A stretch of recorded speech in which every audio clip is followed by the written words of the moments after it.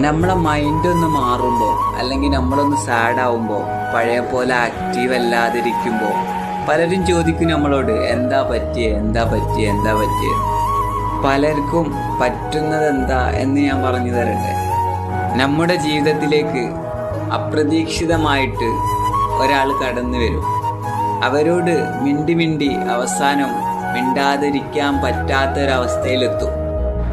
എന്ത് പ്രശ്നങ്ങളുണ്ടെങ്കിലും അവരോട് സംസാരിക്കുമ്പോൾ ഒരാശ്വാസം കിട്ടുന്നത് പോലെ നമുക്ക് തോന്നും.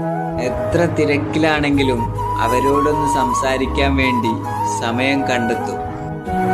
പിന്നീടുള്ള ജീവിതത്തിൽ അവരും കൂടെ ഉണ്ടായിരുന്നെങ്കിൽ എന്ന് നമ്മൾ ആഗ്രഹിക്കും. അവസാനം ഇത് നമ്മുടെ മാത്രം തോന്നലായിരുന്നു എന്നറിയുന്ന ടൈമിൽ നമ്മളങ്ങ് തളരും.